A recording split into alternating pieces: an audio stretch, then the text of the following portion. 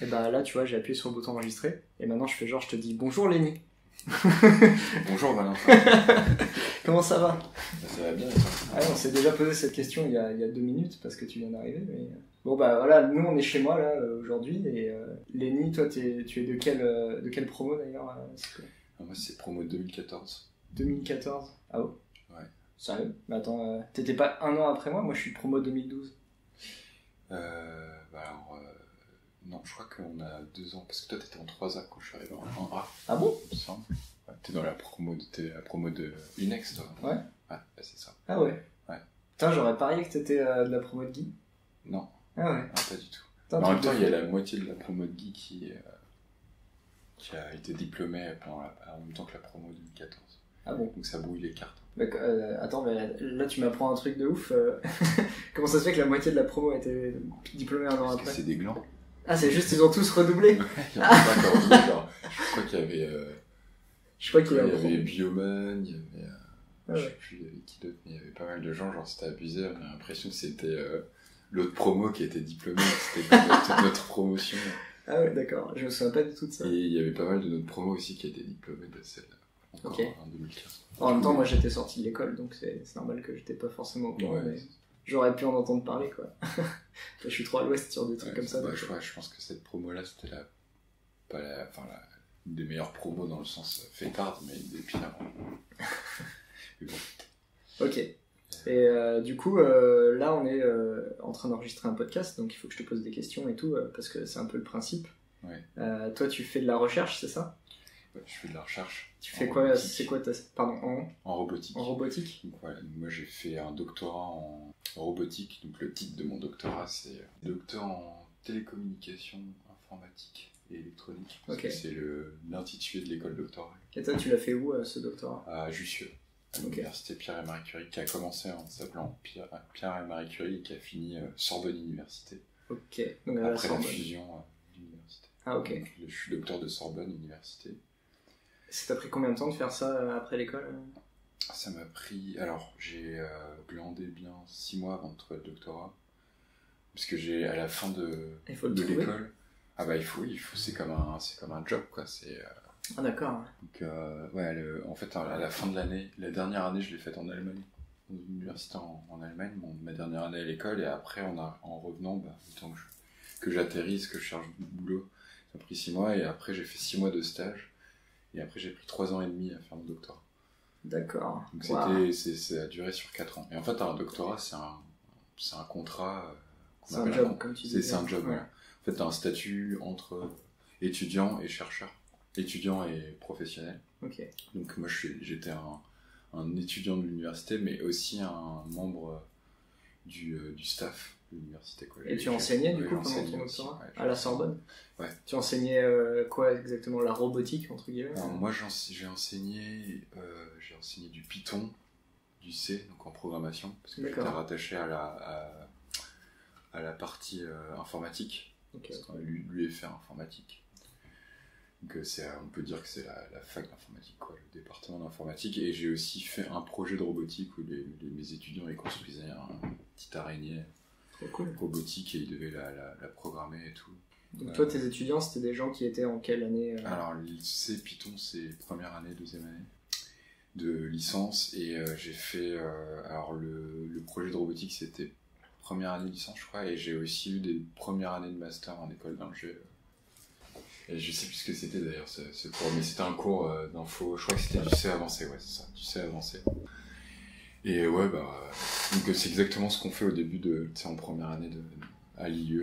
On apprend les listes chaînées, les tris, ce genre de choses. Algorithmie et Algorithmie, structure de données de base. Ouais, quoi. ces trucs-là. Ok. Et après, on s'est avancé, ils avaient en plus les forks, réseau, des trucs comme ça.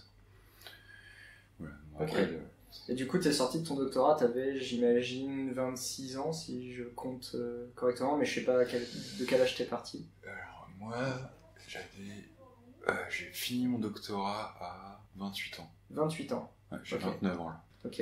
Parce Ah, que- ça fait pas longtemps alors, Ouais, du coup. j'ai fini, j'ai passé ma thèse en mars dernier, Ok. en mars 2019.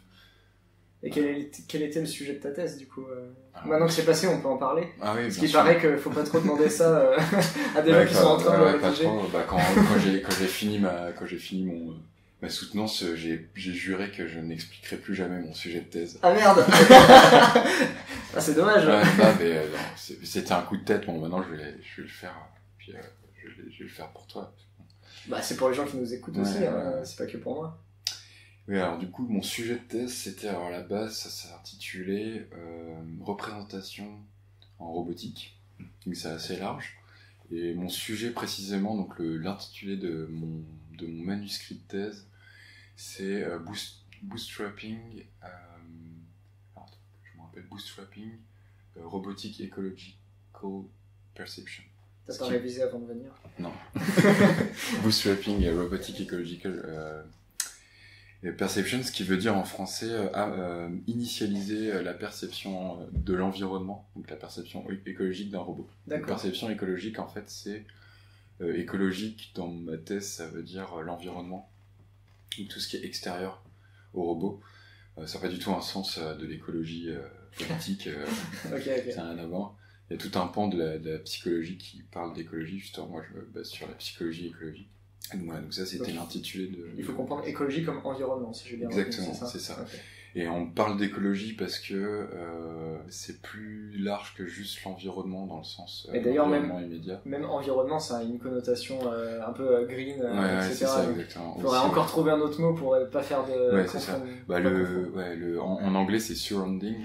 Ouais, ça on comprend. Voilà, en français ça se traduirait par alentour. Alentours, la perception des alentours.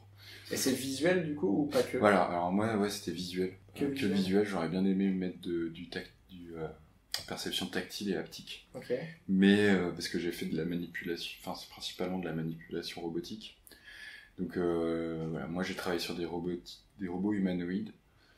Donc voilà, mon sujet c'était comment on fait avec un robot qui est complètement construit. Donc il a un modèle interne, il sait comment interagir il sait pas comment interagir avec son environnement, mais il sait bouger ses membres.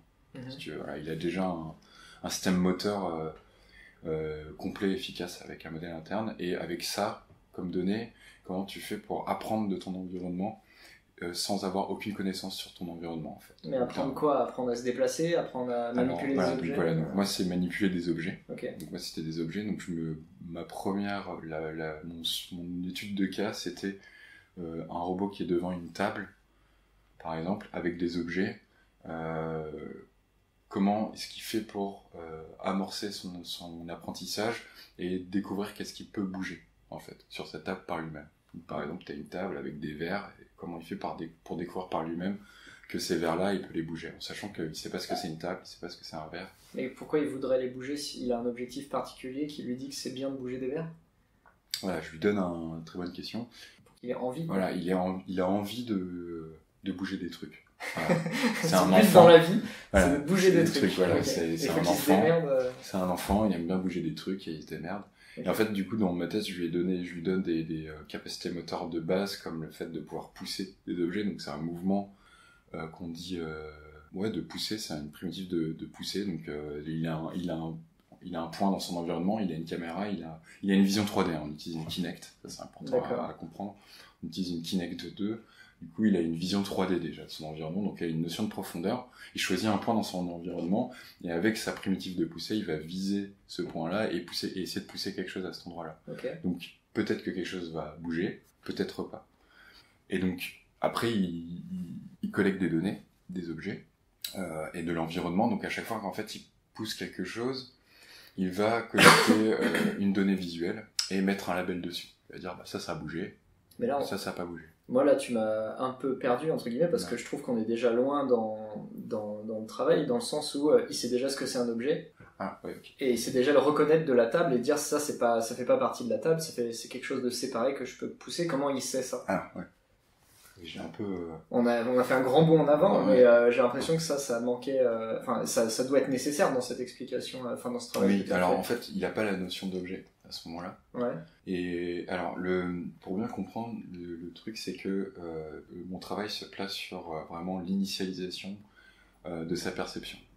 Donc il n'a pas de compréhension de son environnement. Pour lui, c'est voir, je trouve une image, c'est le fait qu'il voit, quand il voit son environnement, il ne voit rien en fait. Ouais. C'est une image sans sens particulier. Voilà, exactement, sans sens. C'est juste des volumes. Ouais. Il y a une notion de profondeur, c'est des volumes et tout. Et quand je dis qu'il vise quelque chose, en fait, il choisit juste des parties au hasard. Au début, c'est complètement aléatoire. Il choisit quelque chose d'aléatoire. Et c'est petit à petit, en interagissant, qu'il va distinguer les choses qui bougent des choses qui ne bougent pas.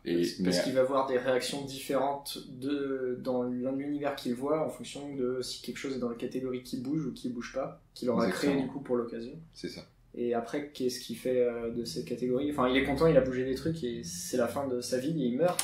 Alors, bon, on le tue. Alors, je vais finir sur le point de ma thèse, après on va parler de ce point-là, qui est une très bonne question. Donc voilà, il distingue les deux, et pour finir sur la notion d'objet, il faut bien comprendre que même à la fin, une fois qu'il a réussi à distinguer dans son environnement ce qui bouge de ce qui bouge pas, il a toujours pas la notion d'objet. Tout ce qu'il a comme notion, c'est il y a des parties qui bougent, que je peux bouger avec mon bras, et des parties que je peux pas bouger. Donc par exemple, si tu as une table avec plusieurs verres, et quand tu dis une partie qui bouge, une partie c'est un objet une partie ça peut être moi je travaillais sur des parties qui étaient plus petites que des objets. C'est-à-dire que mon robot il faisait des classifications parce que je faisais de la classification, des classifications entre des parties qui sont plus petites que des objets. Donc tu prends mon verre, si tu as une table avec des verres, tes verres je les segmente en petites parties, et la table aussi. Et donc le robot il interagit avec ces petites parties-là, et ce qu'il fait c'est qu'il distingue ces parties-là. Donc pour lui, si tu as deux verres qui sont collés l'un à l'autre, ça va être un gros blob de quelque chose qui va, pour lui, possiblement, qui peut bouger. C'est un nuage de choses qui peuvent bouger, exactement, c'est pas spécialement un objet, quoi. Exactement, c'est ça. Et l'intérêt de faire ça, c'est que il a une capacité de généralisation assez bonne là-dessus, parce que si jamais il a appris que quelque chose de rond, une surface un peu ronde et rouge, une balle, quelque chose qui compose une balle, il peut la faire rouler, donc ça bouge quand il le bloque. Si je lui mets un mug rouge, et ben il va pouvoir généraliser en disant ce mug rouge sûrement il va bouger parce que il ressemble aux parties de la balle. Il a certaines des caractéristiques qui ressemblent. Voilà, exactement. Et si tu lui mets une balle noire, pareil, il va se dire c'est la forme cette fois qui me dit que peut-être ça peut bouger. C'est ça, exactement. Le volume fait que ça bouge. Mais du coup, dans le cas du mug, ça va bouger, mais pas du tout de la même manière. Ça va glisser, quoi, et ça va s'arrêter vite. Oui, alors donc effectivement, donc voilà, on va pouvoir maintenant passer à la question que tu m'as posée avant. Qu'est-ce qui se passe avec le robot à la fin de sa vie? Non, pas, est-ce qu'il arrête? Non, pas du tout, parce que ma thèse, elle s'inscrit dans le domaine de ce qu'on appelle la robotique développementale. Et la robotique développementale, c'est une robotique qui se base sur la psychologie développementale, qui considère que la construction d'une intelligence se fait par développement. Donc petit à petit. L'humain ne naît pas avec toutes ses capacités d'intelligence et cognitive dès qu'il sort du ventre de sa mère, et c'est pareil pour les animaux. Ouais. Et ça, c'est une théorie où il y a des choses qui la soutiennent, des faits, des expériences qui la soutiennent? Alors oui, il y a beaucoup d'expériences qui la soutiennent. La psychologie développementale, c'est principalement une psychologie qui étudie l'enfant, le développement de l'enfant.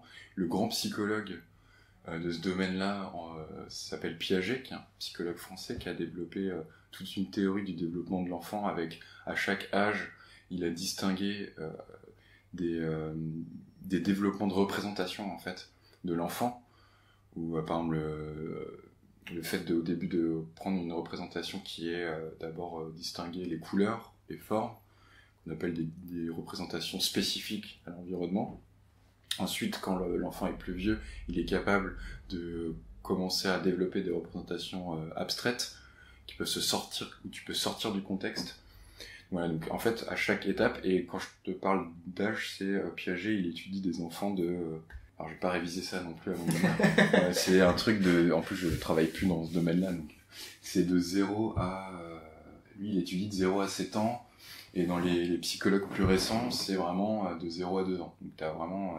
dans les premiers mois de la vie de l'enfant, il développe énormément. Et du coup, ça me rend très curieux parce que moi, c'est quelque chose que je pensais, mais sans en être sûr, c'est que le cerveau humains ou pas d'ailleurs, c'est quelque chose qui va réagir à des stimuli et apprendre à les interpréter et à en faire un modèle de ce qui nous entoure, des choses qui nous arrivent, etc. Sans que à la base ça soit déjà câblé pour ça. C'est-à-dire qu'à la base c'est un tas de câbles pas branchés, et au fur et à mesure qu'on grandit, ces câbles sont branchés et vont développer des interprétations de nos sens. Mais au début, nos sens nous envoient des informations qu'on ne comprend pas. Du coup, bon, ça c'était l'idée que j'en avais. Est-ce que ça correspond à peu près à ce que tu me racontes, ou je suis trop loin encore? Alors, dans ce domaine-là, ça a soulevé des questions. Et le débat s'appelle le débat du tabula rasa. C'est un terme latin qui veut dire table rase. Et en fait, ça oppose deux familles en psychologie. Les nativistes et les... Ceux qui pensent qu'on a une part innée les innés, de skill, et les autres qui pensent que c'est que de l'apprentissage. Voilà, exactement. Okay. Les innés, moi, je serais plutôt du côté des acquis. Voilà, exactement. En fait, il se trouve que alors les acquis, ils disent que si on est une tabula rasa, en fait, on a une feuille blanche au début, et notre vie est écrite dessus, et on apprend. Voilà. Les innés disent que on a en fait énormément de choses qui sont câblées dans le cerveau, et en fait, beaucoup de connaissances, on les a déjà au départ. Disons que moi je suis plutôt du côté des innés, mais pas, plutôt modéré. En fait, je pense que c'est un mélange des deux. C'est sûrement un mélange des deux, oui. C'est un mélange des deux. L'évolution, génération après génération, les humains ont apporté, à chaque fois, on a eu des améliorations dans le cerveau, et on a un héritage de cet apprentissage, si tu veux, à l'échelle de l'humanité. C'est-à-dire que notre cerveau a été optimisé pour apprendre plus vite. Par exemple, je te donne un exemple concret. Quand tu regardes une girafe mettre bas ou une biche, par exemple, c'est impressionnant parce que l'enfant apprend à marcher instantanément. S'il n'arrive pas à marcher, de toute façon, il est mort et il est abandonné par ses parents. Et du coup, ils ont un héritage génétique qui fait que ils savent déjà faire ça à la naissance. C'est déjà câblé. Exactement. Par la génétique, par la manière dont il est né directement. Il l'a pas appris en tant que fœtus, il a pas appris à marcher. Exactement, c'est ça. C'est précablé dans son corps, quoi. Donc voilà, donc après le débat, c'est de dire est-ce que le niveau d'intelligence est qu'est-ce que ça veut dire déjà, l'intelligence? Voilà, c'est ça, parce que le truc c'est que chez les animaux, c'est évident qu'ils ont beaucoup de choses précablées, c'est ce qu'on appelle l'instinct, mais il y aurait dans cette théorie du tabula rasa et de l'acquis que chez l'humain, en fait, non. Et c'est pour ça qu'on est supérieur aux animaux, parce que on n'a pas de choses on n'a pas de trucs précablés, mais en fait c'est faux. On a quand même quelque chose. On peut déjà, respirer sans apprendre à respirer. Personne n'a comme ça, essayé de faire des trucs bizarres avec ses poumons jusqu'à se dire on arrive à respirer d'un seul coup. Mais ça vient rapidement. Tu sais que ça va jusque là. Les théories de tabula rasa, les gens ils cherchent à savoir peut-être que c'est dans le fœtus que tu apprends à respirer ou ce genre de choses. Ah ouais. Parce que tu apprends des choses quand tu es fœtus. Ouais, il y a des stimuli, quoi, il y a des inputs, donc tu apprends quelque chose de ça, mais ça n'a rien à voir avec les inputs que tu as après. Donc, mais par exemple, alors un exemple sur l'humain, c'est le processus de vision, donc la partie visuelle du cerveau. La partie visuelle du cerveau, c'est une partie qui est très précablée chez l'humain, et elle a été très bien modélisée très tôt, en fait, et c'est une partie du cerveau qu'on comprend bien. Et c'est tout un pipeline d'étapes qui part des yeux jusqu'aux représentations abstraites. Et ce qui est marrant, c'est que ça ressemble un peu au réseau profond de deep learning, parce que en fait, tu vas avoir d'abord les cornets et les bâtonnets qui vont envoyer un stimuli. Ensuite, tu vas avoir une partie qui va s'occuper de la reconnaissance de contexte, et une autre partie du cerveau qui lui va faire plutôt de la reconnaissance juste basique, genre des caractéristiques visuelles pour savoir c'est rouge, c'est bleu, est-ce que c'est un mug. Et toujours avec des mugs. Toujours avec des mugs. On aime bien les mugs en roche. On aime bien la caféine. Le café. Le café. Si tu veux, je peux prendre un autre exemple, un verre à vin. C'est très bien, c'est très bien. Continue, je voulais pas te distraire. Et en fait, cette partie-là du cerveau est très efficace parce qu'elle est précablée, et c'est pas du tout des choses en soi qu'on apprend. Un truc qui est précablé chez l'humain, c'est la reconnaissance d'un visage. Dans la partie visuelle. Ça, c'est un exemple qu'on prend beaucoup en général. Ouais, parce que c'est quelque chose qu'on peut facilement expliquer en disant on peut voir un visage si il y a deux fenêtres et une porte sur une maison, on voit un visage parce que ça fait comme deux yeux et une bouche. Enfin, il y a plein d'endroits comme ça, on arrive à on essaye toujours de Ouais. reconnaître un visage dans ce qu'on regarde, quoi. Exactement. C'est comme ça que des gens ont cru voir Jésus dans un toast ou des choses comme ça. Oui, exactement. C'est tout à fait ça. Ok. Donc, voilà. Donc pour revenir sur la robotique développementale, Ah, c'est bien parce que tu gardes tout le fil de la conversation, ce que je suis totalement incapable de faire. C'est parfait, continue. donc, la robotique développementale, on s'inspire justement de ce principe que l'intelligence se fait en développement, ce qui n'est pas du tout opposé à la vision innée, hein, parce Ouais. que on précable des choses dans nos robots. D'accord. Mais en fait, le principe, c'est que... Alors, là, il va falloir faire un petit topo d'histoire de la robotique. La robotique, à la base, c'est un domaine qui s'est développé autour de l'industrie. D'accord ? Et on avait besoin de robots parce que c'était des outils, c'était des automates à la base, et les robots qu'on a et qui sont hyper balèzes maintenant, c'est des robots industriels qui font toujours la même chose dans des environnements très contrôlés. Ouais. Donc tout est précablé chez eux, on programme tout, et donc les robots qu'on voit dans les usines de bagnoles, c'est vraiment... C'est que du précablé. Voilà, Ils sont c'est ça. nés, ils savent Voilà, tout ils faire. sont nés, ils savent pas tout faire, ils savent faire qu'un seul truc, visser le même boulon, Oui, voilà. toujours Ils pareil. savaient faire tout ce qu'on attendait d'eux, en tout cas. Exactement, c'est ça. Et c'est impressionnant la précision en robotique qu'on arrive à avoir dans ce genre de domaine. On fait vraiment des choses de malade. Mais le problème que se pose la robotique développementale, qu'elle essaye de résoudre, en tout cas avec sa vision, c'est qu'est-ce qui se passe si tu prends un robot et que tu le mets dans un environnement que son créateur ne connaît pas. Ouais. Voilà, donc qui n'a pas été connu par l'ingénieur à la base, par le designer. Et donc, le principe du développemental, donc au lieu de tout programmer avant, dessus, ce qu'on va faire, c'est qu'on va programmer des algorithmes qui va permettre au robot de créer ses propres représentations et ses propres façons de résoudre les problèmes. Mhm. Et en fait, pour ça, c'est qu'on s'est aperçu que c'était très compliqué. Mhm. Parce que l'environnement et les environnements inconnus sont compliqués, il y a plein de mugs, des mugs différents, des grands, des petits. Il y a des bols en plus. Voilà. Et donc... Ouah, c'est pas un mug, mais t'imagines le robot de chercheur comme ça qui a vu que des mugs toute sa vie et d'un coup il y en a un, il lui file un bol, mais genre sans faire exprès, le robot il explose à l'intérieur. Exactement. Oh merde, un bol, qu'est-ce que c'est? Oh my god, ma vie n'a aucun sens. Et donc, Pardon. ça me fait penser au robot qui doit ramener le beurre à Rick. Ah oui. Oh my god. Oh my God. Welcome to the club, pal. What is my purpose in life? You pass butter. Oh. Et donc voilà, donc en fait, vu que c'est compliqué, en fait, on se dit, en fait, il faut le faire étape par étape. Et donc au début, on va d'abord apprendre des représentations simples qui vont être des bases pour des représentations plus compliquées. Et donc au début, l'objectif de ma thèse, c'était que le robot parte de rien et arrive à avoir des représentations d'objets. On s'est vite aperçu que ça serait impossible à faire en 3 ans et demi, parce qu'un objet c'est très, très compliqué. Si on pourra parler de la définition d'objet après. Ouais. Mais voilà, c'est déjà complexe et on n'est même pas d'accord sur qu'est-ce qu'un objet entre chercheurs en robotique et même entre philosophes, entre psychologues. Ouais. Enfin, c'est voilà. Et donc voilà. Et donc moi, je me suis concentré sur ce truc très simple de dire est-ce que c'est possible dans des environnements complexes et variés de faire en sorte que le robot apprenne une représentation simple, c'est-à-dire qu'il découpe son environnement entre 2 classes. La classe de je peux interagir avec ça et il se passe quelque chose quand j'interagis avec cette partie-là, et des parties qui restent inertes, donc on va appeler le décor. Mhm. Voilà. Et donc à partir de cette base-là, après on a commencé à la fin de ma thèse de travailler sur une autre étape qui se base sur cette étape-là, qui prend cette représentation-là, où le robot lui à ce moment-là prend cette étape-là, enfin se change d'étape et dit moi je vais me concentrer sur les parties sur lesquelles je peux interagir. Le décor est pas intéressant Il pour va moi. encore classifier en plusieurs parties ces choses avec Voilà, lesquelles il peut exactement. interagir. Et c'est là où, par exemple, ce que tu disais tout à l'heure, il va distinguer, par exemple, entre une balle qui va rouler et un mug qui va juste glisser, Ouais.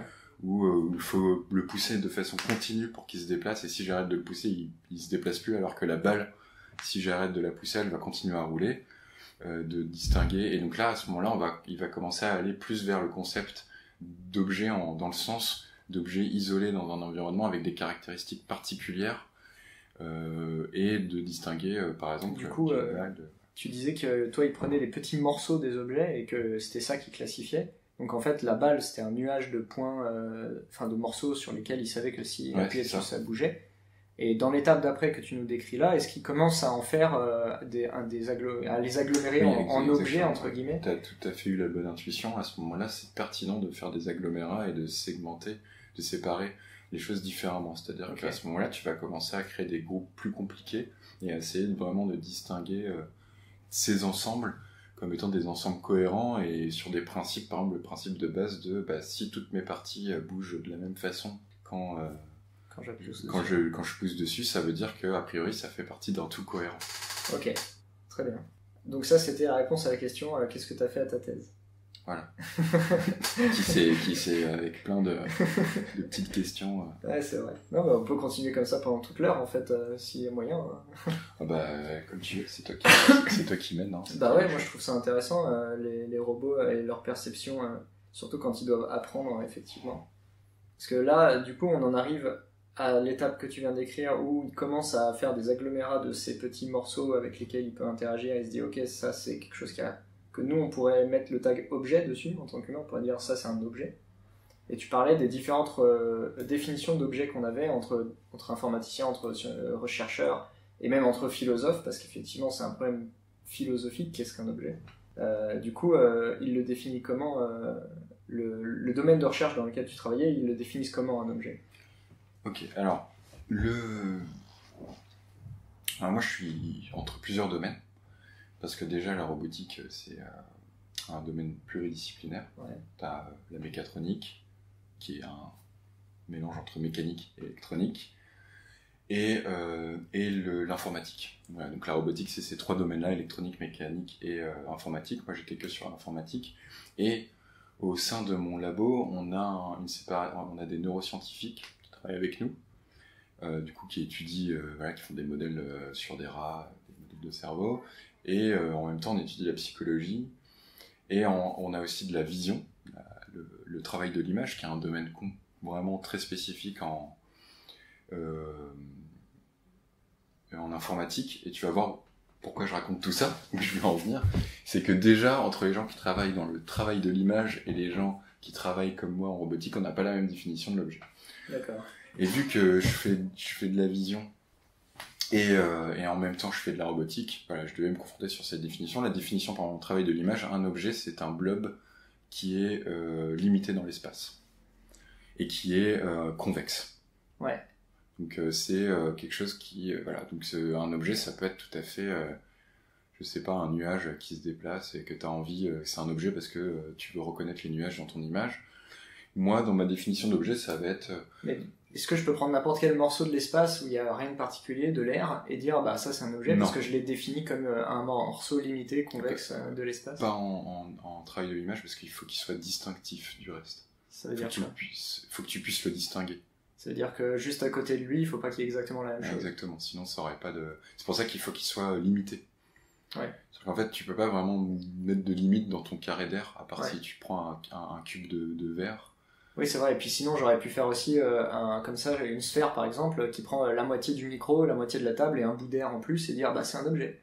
Parce que c'est limité et convexe. Mais en fait, ça suffit pas. Il faut qu'il y ait aussi ce critère de distinction avec son environnement immédiat qui intervienne. C'est ça. Un objet, c'est vraiment une chose. C'est vrai que c'est ça l'essence du principe d'objet, c'est quelque chose de distinctif et tu distingues et qui va avoir un rôle pertinent dans le contexte dans lequel tu te trouves.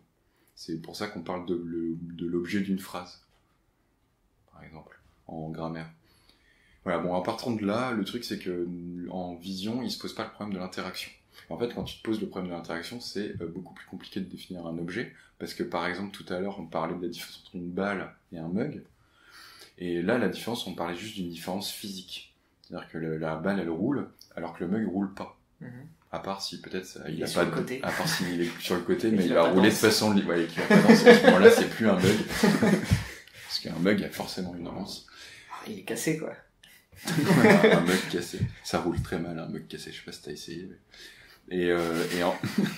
C'est pas des choses que j'essaye régulièrement.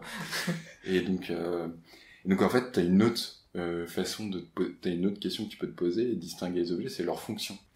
Et donc en fait, dans mon domaine, on parle pas d'objet, mais on parle d'affordance. Wow, jamais entendu ce mot de ma vie. Voilà, alors affordance, ouais, gros drop. Truc. On parle d'affordance. L'affordance, ça vient du verbe en anglais to afford, qui veut dire offrir. potentiellement se permettre, voilà, alors ça c'est to afford, I can afford to, to eat in this fancy restaurant. Ça va être, ça c'est mais c'est pas sur cette définition-là qu'on se base, c'est plutôt sur la définition d'offrir une potentialité. À la base, voilà, c'est le sens de to afford.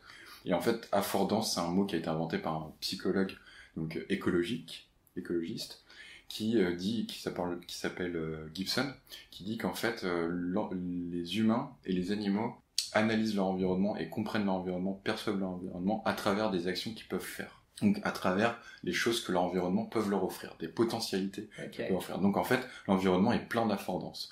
Et l'affordance c'est un triptyque qui est c'est un triplet entre un objet, donc et là je vais pas dire objet mais plutôt un ensemble de sensations. Donc sensations visuelles, sensations du toucher, donc toutes les données internes, une action, donc l'action que toi tu peux faire, donc tes capacités à toi en tant qu'humain, et l'effet que va avoir ton action sur cet ensemble de sensations. Donc en fait, par exemple, une chaise, c'est une chaise parce que tu peux t'asseoir dessus. Donc là, t'as les trois aspects. La chaise, c'est un ensemble de deux surfaces plates, une horizontale, une verticale, qui t'offre la potentialité de t'asseoir sur la face horizontale et de t'adosser sur la surface verticale. Et c'est une chaise parce que toi, en tant qu'humain, t'as un cul et tu peux t'asseoir dessus. Ouais, je vois. Voilà, donc c'est ça l'affordance. Et en fait, un objet pour moi, c'est plus défini dans mon domaine comme étant une affordance, donc un ensemble de potentialités, que comme étant et donc finalement dans mon domaine on considère pas qu'il y ait une équivalence entre objet et affordance, mais c'est une de mes conclusions, c'est que quelque part il y a un lien, enfin un parallèle, mais par exemple un objet peut avoir plusieurs affordances. Ouais. En fonction de la personne, enfin du robot qui l'utilise peut-être, du but qu'on veut avoir voilà, avec. Exactement, du but. Si tu veux changer tes ampoules là qui sont super hautes dans ton appart, et ben tu vas utiliser ta chaise comme marchepied, et donc ta chaise va devenir un marchepied. Si je veux me révolter contre Louis XVI, ma fourche peut me servir d'arme alors que c'était voilà, exactement ça. alors que c'était un objet pour déplacer le foin. Voilà. Ok. Ça. Voilà, donc moi c'est une des parties que j'ai trouvé le plus intéressante dans ma thèse parce que ça met vachement ça relativise vachement les définitions d'objets et surtout comment on considère l'environnement et la compréhension en fait de comment notre environnement est construit. Et en fait notre environnement est complètement construit autour d'affordance. Et l'affordance c'est aussi un concept qui est utilisé en design. Et tu réfléchis comme ça maintenant quand t'es dans la vie, tu vas faire la vaisselle, tu fais l'affordance de ce savon et de cette éponge c'est pour... Tu vois tout le monde comme ça maintenant. C'était hyper chelou. Ah je sais pas, c'est des formations professionnelles. Ouais, des formations professionnelles. Ah non mais c'est pour ça que j'ai changé de domaine parce que sinon ça... Tu devenais fou. Ah ouais non mais les affordances j'en pouvais plus, ça m'a trop saoulé. Ah bon? En fait le truc c'est qu'il y a un gros débat autour des affordances parce que moi je dis que un objet peut avoir plusieurs affordances sauf que dans la définition de base quand je suis arrivé l'objet est un des trois éléments de l'affordance. Donc en fait l'objet est dans l'affordance. Ouais, alors que toi d'ailleurs quand tu l'as décrit tu as remplacé objet par stimuli, enfin information de sens quoi. C'est ça, et donc les gens au départ définissaient en remplaçant stimuli par objet, enfin objet par... Ouais. Et moi j'ai remplacé ça par stimuli parce que je trouvais ça plus clair en robotique, en sachant que l'affordance a pas exactement la même définition en design, parce que j'utilise beaucoup en design, et en psychologie c'est pas exactement la même définition, et donc c'est pareil, chaque domaine, disons, tord et adapte ses définitions à leurs besoins. Un peu comme si le mot affordance avait une certaine affordance pour chacun de ces domaines qui étaient différents. Exactement, et c'est ultra méta ce que tu dis. C'est fou. Ouais. Et du coup, j'aurais bien aimé aussi savoir, toi, personnellement, ton expérience dans la recherche, en fait, est-ce que t'as bien aimé ça? Est-ce qu'il y a eu des moments de galère? Comment t'as vécu ça humainement, quoi, personnellement? Sans parler vraiment du sujet. Du sujet, quoi. Ouais, plus le côté social, humain, genre... Ça t'a plu déjà, juste comme ça, globalement? Alors moi j'ai adoré. T'as adoré? J'ai adoré, j'ai surkiffé. Le truc c'est que alors moi j'ai une thèse assez spéciale parce que j'ai été financé par un projet européen. Ah ouais? Donc déjà plein de thunes. Ça c'est un problème en moins pour voilà, ta exactement, thèse. parce que ça c'est un gros problème en recherche, c'est la thune. Ouais. Donc voilà, et en plus ce qui est cool, c'est que j'ai beaucoup voyagé. On avait une réunion tous les 6 mois, donc on avait combien de... Oui, parce que tu m'as expliqué que tu faisais ta recherche en Angleterre. Là maintenant, ouais. Maintenant, oui. Ah, mais avant, là, tout Avant, ce dont on parlait là, Paris, ça c'était à Paris, à la Sorbonne. Ouais, c'est ça. Okay. À Sorbonne Université, attention, parce qu'il y a une autre université qui s'appelle la Sorbonne. Ah, c'est pas excuse-moi, donc à Sorbonne Université. C'est compliqué ces Ils histoires. sont fiers avec leur nom, non, ils ont plusieurs affordances. Ils sont super casse-couilles. Et avec Sorbonne. Juste pour, avant de revenir là-dessus, juste pour la petite histoire, Pierre et Marie Curie, du coup, Marie Curie, c'est celle qui a inventé la radiologie, qui a sauvé des milliers de vies pendant la Première Guerre mondiale et qui aussi nous a apporté la fusion nucléaire. Okay. Sorbonne, ça vient d'un monsieur qui s'appelle De Sorbon, qui était un théologien. Théologien? Oui. C'est-à-dire que c'était, il étudiait les religions. Exactement. Ouais. Donc en fait, on est passé de Marie Curie, qui est majeure en physique et en chimie, à un putain de théologien au nom de notre université. J'ai l'impression que ça te plaît pas trop. Non, ça m'a pas plu, mais bon, c'est pas... Ce que je peux comprendre. Parenthèse fermée. Oui, donc ouais, là, voilà, donc ouais, on avait 5 partenaires, un partenaire en Angleterre, qui a changé pour l'Écosse, parce que notre professeur qui était en Angleterre et elle est en Écosse, Amsterdam, en Espagne, et je crois que c'est tout, et puis il y a un partenaire français. Du coup, à chaque fois, tous les 6 mois, on faisait des réunions, et c'était à chaque fois chez chacun des partenaires. D'accord. J'ai pas mal voyagé. T'as fait l'Europe, quoi. Voilà, j'ai fait l'Europe, et ça m'a... J'ai pu faire ça parce que justement, le projet avait beaucoup d'argent. Beaucoup de doctorants, ils vont avoir, en gros, leur salaire sur leur bourse, et ils vont avoir 2000 euros pour pouvoir voyager. 2000 euros, c'est un aller-retour pour aller à une conf aux États-Unis. C'est tout. C'est tout. Donc en général, ils font une conférence. Moi, j'en ai fait 3-4. J'ai même fait un aller-retour qui a coûté super cher en une journée pour aller à Détroit pour une conf, parce que mon directeur de thèse voulait qu'on y aille, que j'y aille pour représenter le projet là-bas. C'était important. D'accord. Et on peut se le permettre parce qu'on avait de l'argent. Donc il y a cet aspect-là. Le deuxième aspect, moi, j'ai beaucoup aimé parce que j'étais pas isolé. Ça, c'est un gros problème quand t'es chercheur, et quand c'est difficile de supporter de travailler seul.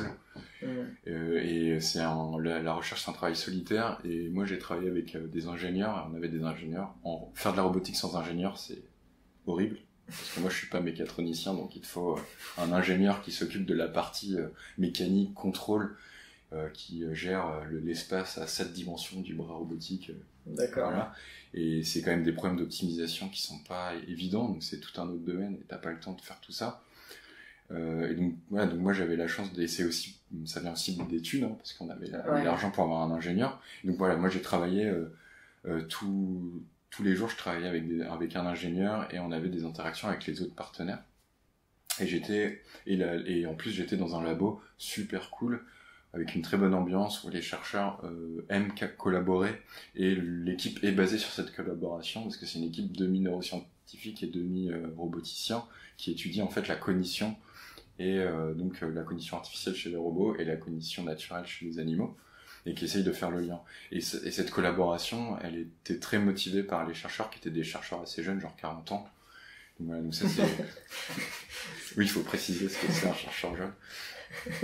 Effectivement, à 40 ans, c'est pas la définition que j'aurais donnée de jeune. Oui, mais ouais, pour un chercheur, c'est jeune. Ok.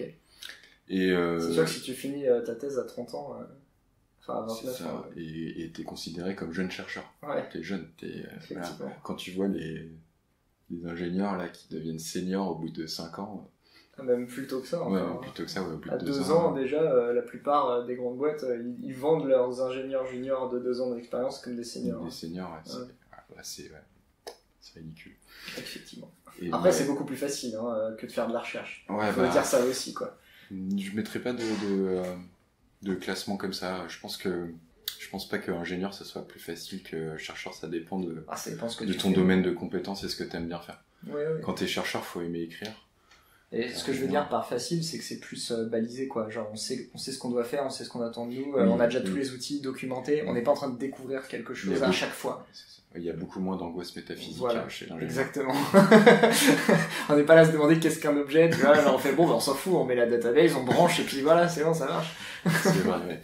C'est vrai que c'est des parties reposantes quand je fais de l'ingénierie.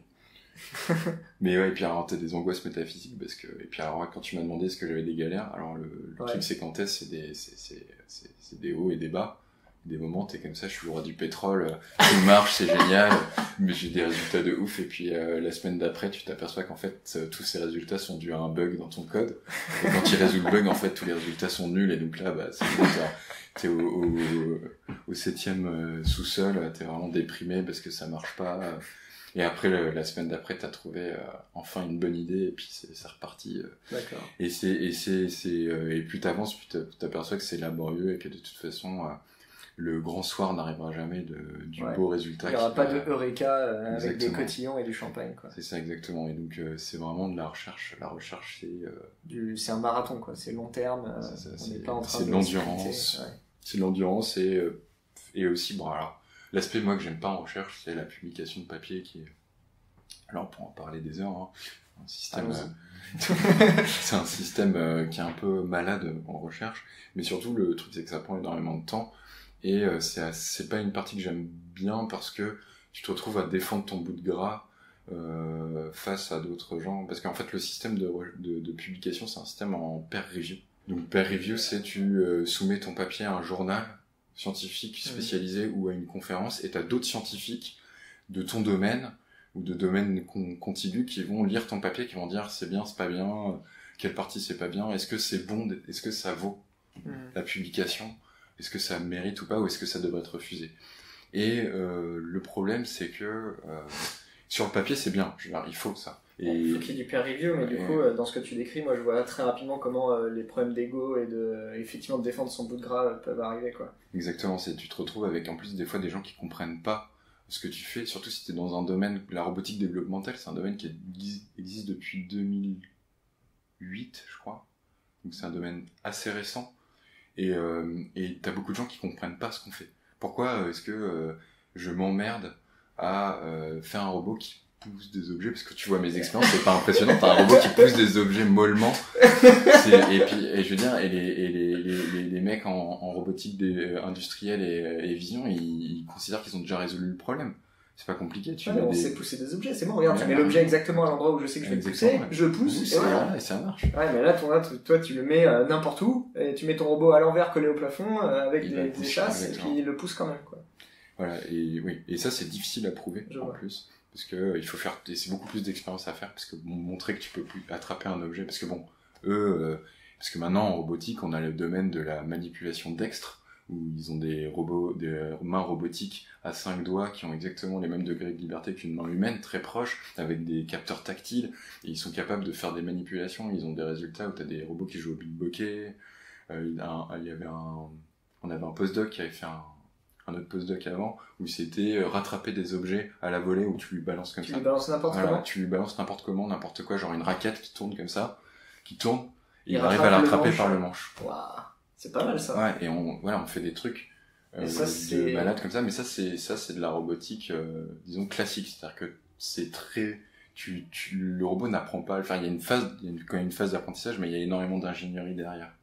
Même si ça fait partie de notre domaine, tu vois, mais le truc c'est que c'est-à-dire que quand on lui lance la raquette, il se demande pas si c'est un objet, quoi. Voilà, il se demande pas si c'est une raquette. Il sait déjà qu'on lui a lancé un truc et qu'il doit le rattraper, voilà. Il est déjà vachement câblé et il va pas tout découvrir. Ça, tu lui balances une orange et une banane, tu lui demandes de rattraper l'orange, il saura pas faire, quoi. Ouais, parce qu'il saura pas distinguer les deux, lui il sait rattraper les trucs. Et voilà, il saura rattraper un truc. Ce qui est très impressionnant de la partie mécanique, qui est très important, mais de la point de vue perception. Mais du coup, toi, tu peux vraiment te servir d'un robot comme ça pour développer une intelligence derrière qui va se servir de ce bras robot mécanique hyper dextre pour faire des choses qui va apprendre à faire en fonction de l'environnement que tu ne connais pas à l'avance, quoi. C'est ça l'idée, quoi. Enfin, c'est ce que t'aimerais bien, j'imagine. Oui, c'est ça, mais c'est exactement l'idée. C'est ça, c'est tout à fait l'idée. Donc finalement, ces domaines-là, ils sont pas du tout en compétition, quoi. Vous allez non, les domaines sont pas les exemples que j'ai donnés sont pas en compétition avec mon domaine, mais ce que je donnais, je parlais de ça parce que le problème, c'est que vu qu'ils comprennent pas pourquoi on fait ça et que c'est dur à prouver, enfin, disons que il faudrait écrire des papiers de 50 pages avec plein d'expériences qui montrent que justement le robot il est capable de distinguer un objet, enfin de le pousser en étant la tête en bas comme tu disais, dans l'eau, Ouais. dans la neige, ce genre de choses. Et c'est très coûteux en fait, et très coûteux en temps. Et en fait, c'est un peu frustrant quand tu soumets un papier et qu'en face, en fait, ce que tu vois, c'est qu'on te l'a refusé parce qu'ils n'ont pas compris ce que tu voulais faire. Et là, après, je parle des expériences, mais c'est aussi des problèmes de termes. Au début, je parlais de ce que je faisais, je parlais de perception active.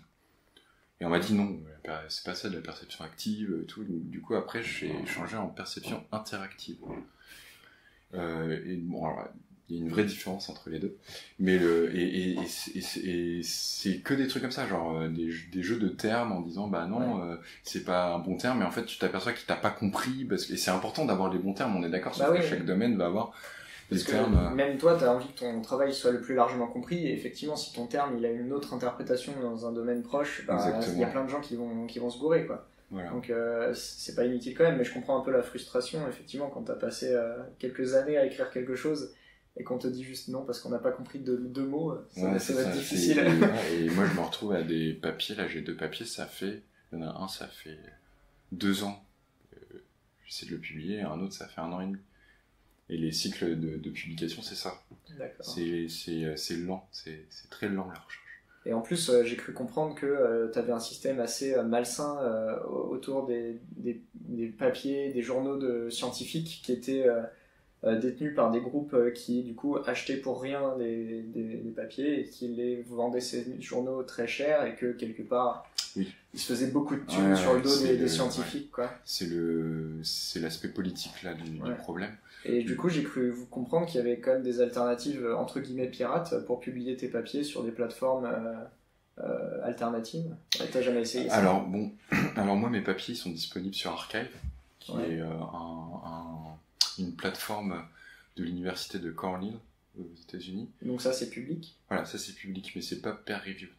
Ouais. Donc ça n'a pas de valeur. Il n'y a pas moyen de faire peer-review de quelque chose autrement que via ces grands journaux scientifiques et conférences?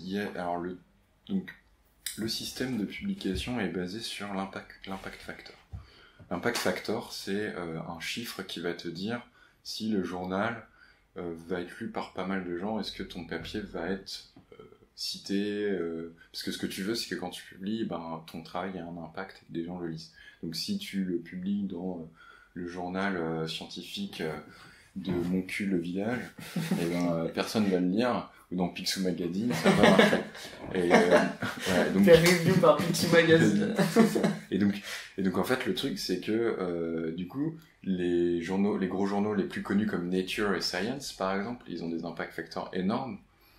Et quand tu es un jeune chercheur, tu veux publier dans ces journaux-là parce que tu vas avoir de l'impact, et aussi quand tu es recruté, ton CV en tant que chercheur, c'est tes publications. Ouais. Et tes citations aussi, j'ai cru comprendre que c'était un score qui comptait pas mal. Ouais, aussi ça c'est le H, là c'est le H-index, ça c'est le score du chercheur. Ouais.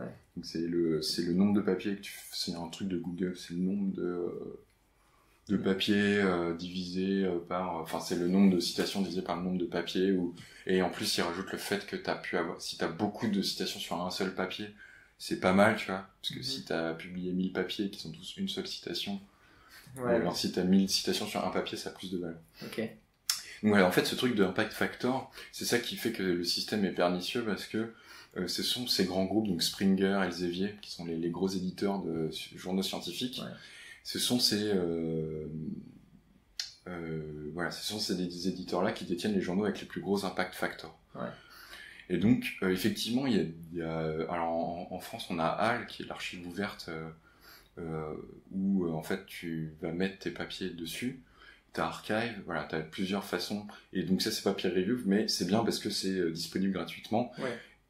C'est juste techniquement disponible, ça va pas donner une portée, une diffusion à ton papier avec une valeur de respectabilité. C'est ça, ça n'a pas de valeur ça a pas de valeur de respectabilité, c'est un bon mot ça, de réputation. Ouais, de réputation. Par contre, au niveau de l'accessibilité, si, ça augmente l'accessibilité, parce que ça veut dire que ton papier est gratuit. Ça le rend techniquement disponible, mais ça veut pas dire que tout le monde va l'avoir. Exactement. Mais par exemple, si tu regardes Google, la plupart du temps, ils balancent leur papier sur Archive, et ils publient que des papiers très gros sur Nature, juste pour faire le buzz, et tout le monde lit leur papier de toute façon, parce que c'est Google. Ouais, mais parce qu'ils ont déjà cette respectabilité, exactement, c'est ça. Et si toi, t'as pas de nom encore dans le milieu, et que t'es justement un jeune chercheur, comme tu disais, c'est pour ça que tu dis tu veux publier sur les gros journaux, parce que c'est ce qui va te donner le score qu'il faut, enfin la fame, j'ai envie de dire, qui va faire que tu vas être recruté dans un bon labo, ou etc. Qu'on va te débloquer un budget. Exactement, c'est ça. Et il y a des journaux, il y a des trucs qui bougent à ce niveau-là, mais bon, le temps que les grands groupes vont détenir les journaux principaux d'Impact Factor, et qu'on n'a pas des journaux avec des systèmes alternatifs qui arrivent à atteindre le même niveau de réputation, on va être bloqué. Par contre, ce qui a bougé par rapport à il y a quelques années, maintenant, quasiment tous les journaux acceptent que une fois que tu as soumis ton papier, ils acceptent que tu mettes ta version soumise dans des archives ouvertes. D'accord. Directement. Il n'y a plus d'exclusivité totale. Quoi. La seule exclusivité, c'est la version publiée, qui va être un petit peu différente, parce que la valeur ajoutée, c'est censé être la correction apportée avec le dialogue avec les reviewers et tout, et c'est cette version-là qui est exclusive. Ok. Voilà. Bon, ça va, du coup. Oui, donc c'est déjà mieux. Donc c'est déjà mieux. Mais le truc, c'est que ces maisons-là, c'était il y a quelques années où c'était sorti, c'est les entreprises qui ont le record de rentabilité. Ouais, c'est ce que j'avais cru comprendre, que c'était assez élevé pour que ça fasse un bruit, quoi, qu'on se dise mais il y a un problème, quoi. DataGull a fait un très bon épisode là-dessus. C'est une des sources qui m'a fait prendre conscience de ce problème-là, effectivement. Ouais.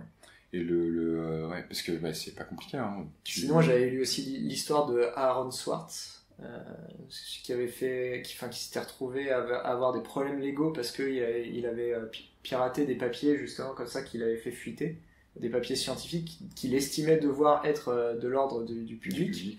Et il a eu des problèmes, et c'était un brillant informaticien, on va dire, qui a fini par se suicider à cause de comment dire, tout ce qu'on lui a mis sur le dos, en fait, après qu'il s'est fait gauler à faire ça, quoi. Et lui, dans sa tête, il était dans le droit, tu vois. Il était dans son bon droit. Et en fait, comme tout le monde s'est mis à lui cracher dessus parce qu'il y a eu plein de diffamations autour de lui, autour de ce qu'il faisait, de pourquoi il le faisait, etc., ça lui a vraiment miné le moral, et il s'est suicidé à cause de ça, quoi. C'était une histoire que j'avais lue. D'accord, je savais pas que c'était arrivé à ce point-là. Ouais, c'était assez dramatique, l'histoire de ce gars-là. Et ça m'avait pas mal touché aussi de voir que quelqu'un était prêt à mettre sa vie légale, entre guillemets, en danger pour aller faire fuiter des papiers scientifiques. C'est l'équivalent des lanceurs d'alerte, hein, ce genre de ouais, choses. C'était un peu ça, ouais. Et en plus, ce qui avait beaucoup influencé cette histoire-là, c'est qu'il avait eu une présence politique aux États-Unis. Il commençait en fait à être le gars d'internet, tu vois, qui à chaque fois qu'un journal a besoin d'interviewer quelqu'un à propos d'un problème d'internet, il va demander à lui. Donc il commençait il commençait à être une figure politique, et du coup ça a pas dû plaire à beaucoup de monde. Ouais, ça plaît pas forcément, effectivement. Mais c'est vieux tout ça, hein. Je sais plus je saurais pas du tout dire les années, mais ça date quand même pas mal, hein. Il y a un équivalent, enfin ça c'est pas fini du tout dramatiquement, je sais pas d'ailleurs j'ai pas regardé les dernières news sur cette femme, c'est une chercheuse russe qui a fondé Sci-Hub. Ouais, voilà, Sci-Hub, c'était à ça que je pensais quand je parlais d'alternatives entre guillemets pirates. Et elle est poursuivie en justice, et elle est obligée de se cacher. Ouais, j'ai vu ça. Et Sci-Hub, ça m'a permis d'accéder à pas mal de papiers pendant ma thèse. Ouais, que t'aurais pas pu acheter parce que ça coûte cher. Voilà. Ça serait combien? Tiens, je me fais pas vraiment une idée de si je veux acheter un grand papier qui a été publié dans Nature, un truc majeur, ça coûte combien? Alors ça dépend. Si je veux acheter l'accès en lecture, ça dépend. Il y a deux possibilités. Soit l'université veut que le papier soit accessible gratuitement, et donc à ce moment c'est l'université qui paye, et en général c'est de l'ordre entre 1000 et 3000 euros ou dollars. Ou alors non, ils ne payent pas, et à ce moment-là un papier alors pour les gros journaux, ça peut coûter 500. Et pour des plus petits journaux, ça va te coûter 200, 250. Okay. Après, tu peux avoir des papiers un peu moins chers à 50. Et après, quand tu t'achètes 500, tu peux acheter tout le journal. Après, tu peux acheter les papiers un par un. Donc, un journal, ça vaut 500 euros. Ouais, c'est super. Juste pour lire 30 pages de trucs, quoi. Ouais, c'est ça. 500 Ouais, c'est balles. plus long, c'est plus épais que ça, un journal 100 scientifique. Hein. C'est un papier dans un journal, un papier de journal, c'est entre 12 et 20 pages. Et dans un journal, j'ai jamais regardé. Parce qu'en vrai, on lit juste les papiers séparément. Hein. Ouais. Je lis jamais les journaux, mais je pense que dans une édition, tu dois avoir, je sais pas, un truc genre 30 papiers, un truc comme ça. Donc c'est des gros, c'est pas comme le magazine En fait, Science et Vie ou des trucs comme ça, quoi. En fait, ce qui finit par coûter cher, j'imagine, c'est que du coup, comme tu dois lire le papier pour savoir si vraiment ça va t'intéresser, t'es obligé d'en lire plein, quoi. Pour voir, pour aller trouver les bonnes sources. Tu peux pas acheter juste un journal 500 euros. En fait, quoi. ce qui se passe, c'est que, mais ce qui se passe, c'est qu'en fait, les universités payent des accès collectifs, en fait. Et ça, du coup, ça nous coûte à nous, moi, ça me coûte rien, parce qu'on a un accès Springer, par exemple, il y a un accès à tous les papiers Springer, et c'est un package que les universités payent. D'accord. Et je sais pas combien ça coûte, mais je pense que ça doit coûter super cher. Un truc comme ça. Mais du coup, voilà. Et donc en fait, c'est pour ça qu'ils se font plein de thunes, parce qu'au final, en soi, t'achèteras jamais des papiers toi individuellement, et ils les mettent, c'est ultra cher, parce que comme ça oblige les organisations à prendre des abonnements. Et voilà. Mais sauf que ça bouge, parce qu'il y a mon université a refusé de renouveler mon abonnement à Springer, par exemple, à la fin de ma thèse. Parce que de toute façon, tout est sur Sci-Hub, c'est ça? Non, c'est pas ça, c'est parce qu'ils ont changé leur tarification, je crois, un truc comme ça, et ça a pas plu à l'université. Mais du coup, il y a quand même un besoin fondamental d'y accéder d'une manière ou d'une autre, non? Bah oui, bien sûr. Comment vous allez faire? Enfin, comment ils vont faire les gens Sci-Hub. Ouais, c'est ça. Mais c'est non officiel. On va pas le dire officiellement, mais tout d'un coup, l'accès à Sci-Hub à travers le proxy de l'université était accessible. Quoi. Oh, tiens, c'est bizarre. C'est marrant ça. Et ouais. Ah, c'est sûr que, quand t'as besoin d'un truc, tu finis par trouver le moyen de toute manière. Ouais, de toute façon. Et puis alors, t'as l'équivalent de Sci-Hub pour les bouquins qui s'appelle GoLibGen et qui est aussi un projet russe. Merci les Russes, quoi. Mais c'est des projets individuels russes, c'est pas Poutine qui a décidé... qui a décidé dans sa grande bonté d'âme de mettre à disposition des papiers. Mais bon, tout ce qui peut faire chier l'Occident, tu sais. Hein. Ouais, c'est pas faux. Ouais. Je pense qu'il prend. Putain, on en est déjà à 58 minutes enregistrées. Ah ouais. Bon, on n'est pas loin de la fin, mais on peut quand même encore parler un peu. En général, à la fin, ce que je demande, du coup, tu sais pas parce que t'as pas encore écouté les autres épisodes, mais ce que je demande en général à la fin, c'est qu'on me pose une question, parce que moi, je t'ai posé des questions pendant 1 heure. Du coup, voilà, je te propose de me renvoyer la balle si tu veux, si t'as une question à me poser, pour conclure, quoi. D'accord. Si t'as envie. Alors, toi, t'es quand même un informaticien et tout, mais les questions que je trouve intéressantes en tant que roboticien, c'est quelle est ta vision à toi, naïve, sur la robotique? J'ai plus vraiment une vision naïve, parce que je suis informaticien déjà, que j'ai déjà fait j'ai fait des introductions à l'IA, quoi, donc je vois un peu ce que c'est l'apprentissage dans l'IA aujourd'hui, et je sais que ça ressemble pas du tout à la vision naïve que j'en avais quand je lisais de la science-fiction. Sinon, la vision naïve que j'avais du coup avant d'apprendre tout ça, on va dire que c'était basé sur la science-fiction d'Asimov principalement, donc avec les 3 rois de la robotique, où les robots sont des androïdes, quoi, des humanoïdes, mais qui sont esclaves. Et ils sont esclaves de la race humaine, et ils ont des lois implantées dans leur cerveau, pré-câblées, comme on en parlait au début, pour ne pas nuire à l'espèce humaine. Donc ça, c'était la vision la plus, entre guillemets, réaliste que je pouvais voir de la robotique. Parce que tout ce qui était histoire de guerre avec les robots, en fait, moi, ça me paraît éventuellement possible, évidemment, mais je pense pas qu'on va en arriver là, parce que c'est des choses qu'on a créées, et comme sur toutes les choses qu'on crée, on met des rampes de sécurité, tu vois. Enfin, on met des barrières, on essaie au maximum d'empêcher que ça nous nuise. Tu penses qu'on n'aura pas de guerre, tu veux dire pas de guerre de robots contre les humains? Robots contre les humains, oui. Après, il y aura des guerres entre des humains tout le temps, et des robots participeront à ces guerres, mais c'est pas la même chose, tu vois. Je vois pas Matrix ou Terminator arriver, c'est ça que je voulais dire. Pour moi, ces influences-là c'est des super histoires, mais c'est pas quelque chose que j'imagine comme étant vraiment possible dans le futur proche, on va dire. Parce que, quand on invente quelque chose, on le design pour les humains. Donc on va pas inventer un truc qui va nous nuire, on va faire comme Asimov et mettre les lois de la robotique, ou autre chose que j'ai pas encore imaginé, qui on entend des gamins à côté, qui ferait que les robots ne nous nuiraient pas, en tout cas pas tout de suite. Il faudrait qu'ils évoluent un peu en dehors de notre contrôle pour que ça arrive, et ça, je pense qu'on n'en est pas encore là. Donc voilà, tout à fait d'accord. Voilà ce que je pense de la robotique. Oh bah t'as une vision pas du tout naïve de la robotique. Bah c'est à cause du cycle des robots d'Asimov, ouais, qui est quand même de super bouquins. C'est des super bouquins pour comprendre la robotique, parce que les 3 lois restent pour moi très valides en fait. Ouais. On peut les redire là peut-être pour ceux qui savent pas, qui nous écoutent, ce que sont les 3 lois de la robotique. Alors, je suis pas certain de m'en souvenir très bien, mais il me semble que dans l'ordre c'était la première loi, tu ne nuiras pas à l'humanité. Non, c'est une mise à jour de... Ah ouais, c'est la loi 0.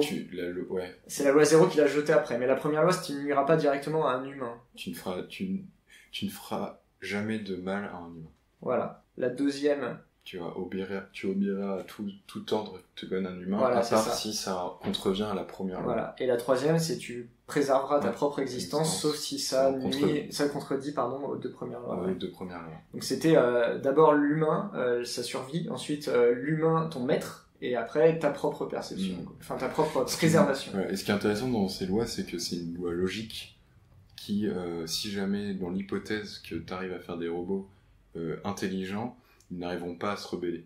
Voilà. C'est ça qui est intéressant. Par contre, moi où je suis d'accord avec toi, c'est qu'on n'arrivera jamais à avoir des robots qui se rebellent. Bah en tout cas, on va tout faire pour l'éviter, je pense. Oui, et puis alors, à ton et avis, on a quand même une certaine avance sur les robots aujourd'hui. C'est que on a déjà imaginé plein de scénarios catastrophes comme ça, donc c'est dans nos esprits. Oui, quoi. Puis on a un gros avantage sur les robots, c'est que les robots ils sont sur batterie. Et moi, le robot sur lequel je travaillais, par exemple, il avait 2 heures d'autonomie. Oui, donc là, même dans l'hypothèse où il pouvait se rebeller, je l'enferme dans le labo, j'attends 2 heures et c'est bon. Mais il va se brancher, il va se recharger. Mais tu sais, même dans les cycles des robots, Asimov, il avait imaginé des moyens que des robots auraient trouvé de détourner les lois pour en arriver à nuire à un humain. Du coup, il avait quand même réussi à imaginer des robots qui, dans des cas très particuliers, étaient sortis en fait de ce framework qui nous protège. Parce que il y avait une contradiction quelconque dont je me souviens plus, qui faisait que il se retrouvait à faire du mal à un humain pour sauver un humain ou une connerie comme ça. Oui, c'est dans le cycle des nouvelles, ça. Ouais, c'est des petites nouvelles avec un enquêteur qui va enquêter sur des meurtres et tout ça, et en fait cet enquêteur il est toujours dans des meurtres qui concernent des robots. Enfin, il y a toujours des robots dans le mix, et il se trouve que je sais pas, à un moment il y a un gars qui a utilisé genre le bras de son robot, il lui a détaché le bras pour assassiner quelqu'un en tapant avec le bras, et après il remet le bras sur le robot. Du coup, il n'y a pas d'arme du crime, tu vois. Il y a pas de... C'est stylé. Genre, c'est le bras du robot. Et t'imagines pas, tu vois, que tu prennes le bras d'un autre humain pour assassiner un humain et le remettre. Avec un robot, tu peux. Ouais, j'ai pas lu les nouvelles, j'ai lu les Cavernes d'Acier et Sous les Feux du Soleil, qui sont très bien. Ouais. Le cycle Elijah Bell. Ouais. Qui sont pas centrés sur la robotique d'ailleurs. Non. C'est beaucoup plus le cycle des robots qui est centré dessus. Même si t'as des robots et que t'as des robots qui sont... C'est aussi des enquêtes, et t'as aussi des robots qui sont centrales dans les meurtres. Ouais. Et je me souviens plus du nom de ce personnage, mais le détective là, il commençait à avoir une espèce de petite haine des robots à force de voir que finalement ils n'étaient pas tous aussi purs et sans intention maléfique. Parce que effectivement, ils se retrouvaient des fois dans des cas avec des cas très limites, quoi, des effets de bord, on va dire. Ouais, des gros problèmes. Ouais. Ça pose pas mal de problèmes. Parce que genre typiquement dans le cas que je viens de décrire, qui est le seul dont je me souviens, où t'as un humain qui détache le bras d'un robot pour faire du mal à un autre humain.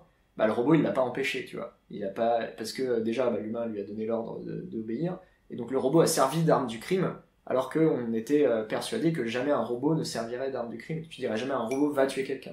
Mais en fait, tu peux prendre un morceau de lui et tuer quelqu'un. Oui, tuer quelqu'un avec un truc auquel on n'a pas pensé. Voilà, on n'avait pas pensé à ça. Et donc peut-être qu'il faudrait mettre une loi 3 bis, tu vois, ou je sais pas, genre tu ne permettrais pas à un humain d'utiliser ton corps pour faire du mal à un autre humain.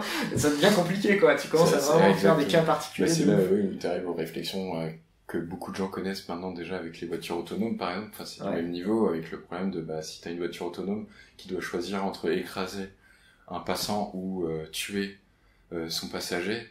Qu'est-ce qu'elle doit choisir?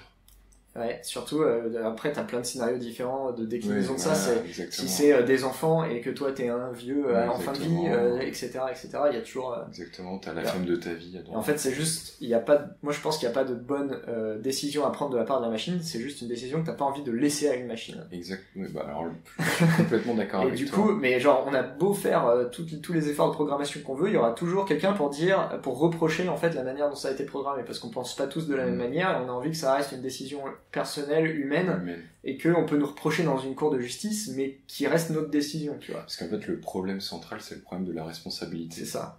Et on a un gros problème avec ça avec les robots, et c'est pour ça que je suis absolument contre le fait qu'on puisse donner des armes à des machines autonomes. Ouais. Donc ça soit des drones. Moi déjà, à des humains, j'étais pas pour, alors des machines je suis autonomes. Pas pour, voilà. Alors des machines, surtout pas. Ça serait absolument horrible. Et donc voilà, donc c'était surtout les drones qui étaient centrales. Ouais. Ça me fait marrer, ça me fait penser à une anecdote où j'étais dans une conf de robotique et il y avait des manifestants. C'était pendant justement le buzz sur les drones avec les armes, et il y avait un groupe de manifestants, et c'était 5 personnes, 5 pecnos, et ils étaient en train de manifester comme ça, et leur image, c'était un iCub avec un quoi? Alors, je vais t'expliquer ce que c'est un iCub. Un iCub qui tient, c'est un robot humanoïde qui tient un 9 mm. Ok. En fait, un iCub, c'est un babybot. C'est des robots qui ont été développés pour la robotique développementale, donc c'est des robots qui sont très réalistes, avec une peau tactile, ils ont des yeux... je laisse, tu pourras peut-être mettre un lien vers l'image du robot pour que les gens voient, parce que c'est vraiment caractéristique de robotique développementale.